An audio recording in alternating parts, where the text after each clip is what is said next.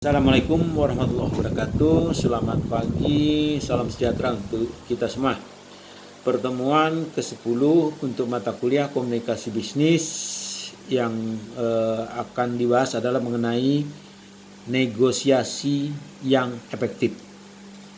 Bicara negosiasi, maka kita adalah bicara tentang adanya dua belah pihak. Nah, di sini dalam pengertian negosiasi adalah proses pertukaran kepentingan antara dua pihak, tapi bisa juga lebih, di mana masing-masing pihak berupaya untuk menyepakati suatu tingkat tertentu sesuai dengan kepentingan masing-masing. Nah, dalam negosiasi ini bisa saja timbul suatu konflik yang dimulai dari awal sampai akhir pembicaraan.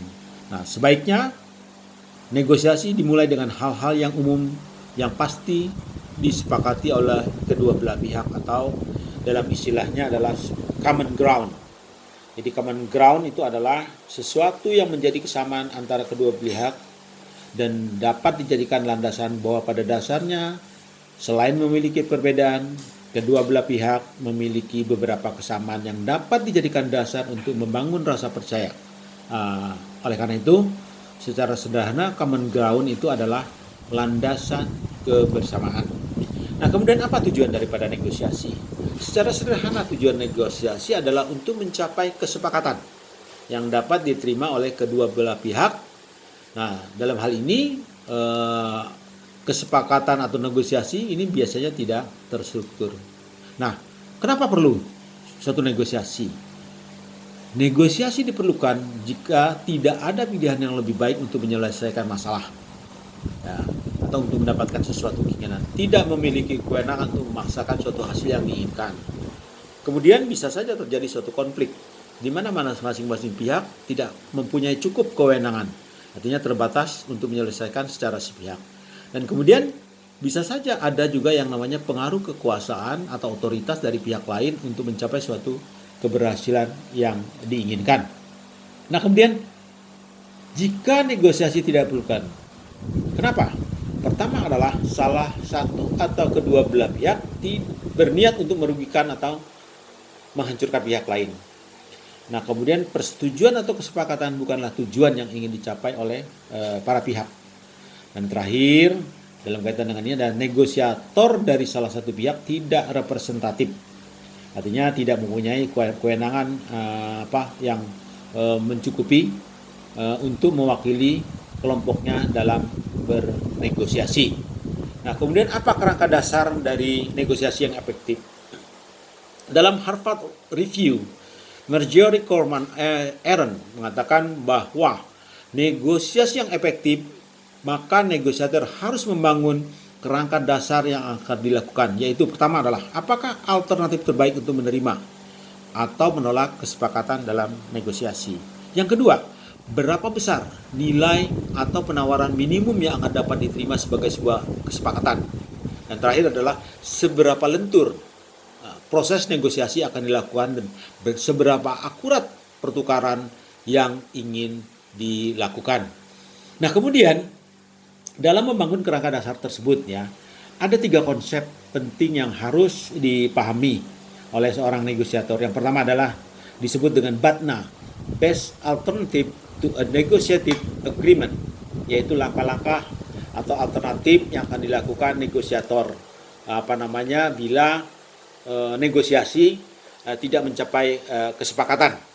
Yang kedua adalah reservation price atau reservation point, yaitu nilai atau tawaran yang terendah yang dapat diterima sebagai sebuah kesepakatan dalam negosiasi. Sebagai contoh, negosiator dari pihak serikat pekerja akan menyepakati hasil perundingan KKB secara keseluruhan apabila minimum 5 dari 10 usulan mereka dapat diterima oleh pihak perusahaan.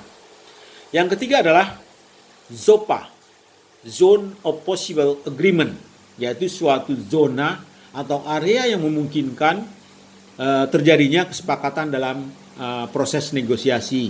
Nah, contohnya adalah tadi dalam kaitan dengan upah, ya. Target upah minimum yang dikendaki oleh pihak pekerja adalah umpama 1 juta. Sedangkan reservation price-nya adalah 750.000. Nah, adapun dari target UMP yang akan dikendaki oleh pihak pengusaha adalah 650.000. Itu adalah sebagai gross, dan reservation price-nya atau reservation point-nya adalah 850.000. Di zona antara 750.000 dan 850.000 disebut dengan ZOPA, Zone of Possible Agreement. Nah, apa langkah negosiatif yang efektif? Yang pertama, hindari penggunaan kata tidak dari mitra negosiasi selama proses negosiasi. Kedua, gunakan berbagai perspektif, perkenalkan gagasan atau ide. Dan sebaik mungkin ini bisa menjadi suatu cara juga disampaikan berbagai feature-feature yang kita perlukan. Juga upayakan suasana terus-menerus mengarah pada pemecahan masalah bersama. Dan yang terakhir, berargumentasi dengan pihak mitra dengan data dan fakta yang akurat. Bila perlu, ya kita sodorkan ide-ide alternatif. Apa persiapan daripada negosiasi? Nah, ini yang juga penting. Yang pertama adalah kita melakukan pengukuran diri. Jadi artinya kepada pihak dari tim kita atau seseorang dari yang bernegosiasi. Pertama adalah melakukan pengukuran diri. Sasaran yang ingin dicapai apa? Strategi yang akan digunakan untuk mengarahkan jalannya negosiasi bagaimana? Taktik apa yang akan digunakan selama negosiasi? Kemudian tadi menetapkan BATNA, Best Alternative of the Negotiated Agreement, dan juga menentukan reservation price, serta kalau bisa juga dengan ZOPA. Kemudian tentunya kita menentukan komposisi anggota tim dan peran apa yang masing-masing anggota. Nah, kemudian juga kita melakukan pengukuran terhadap pihak mitra. Ini juga penting.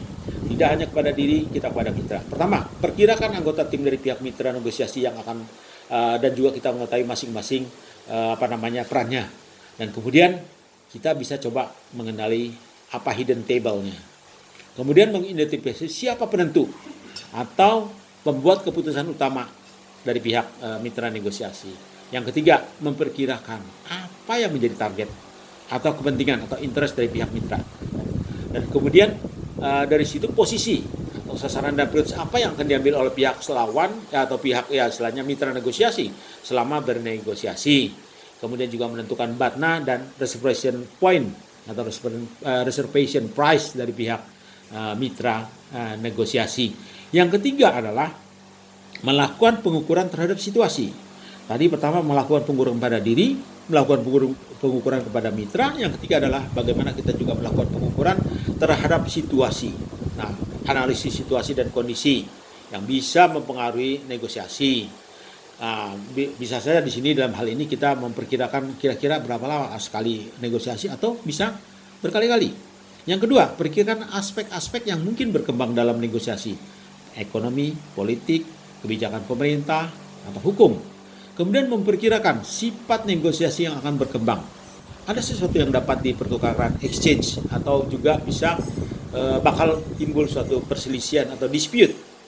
Kemudian memperkirakan ada tidaknya dampak berantai dari negosiasi yang akan dilakukan. Dan terakhir, menetapkan apa tindakan menetapkan ada tidaknya persetujuan yang akan dibuat di akhir dari perundingan. Nah, ini adalah beberapa hal yang bisa saya sampaikan, walaupun nanti ada beberapa hal yang nanti akan bisa dikembangkan, yang apabila ini dibaca bahan yang saya sampaikan masih banyak beberapa hal yang belum tersampaikan, dan untuk itu silakan baca materi yang saya sampaikan dalam pertemuan pada hari ini. Demikian, wabillahi taufiq wal hidayah. Wassalamualaikum warahmatullahi wabarakatuh.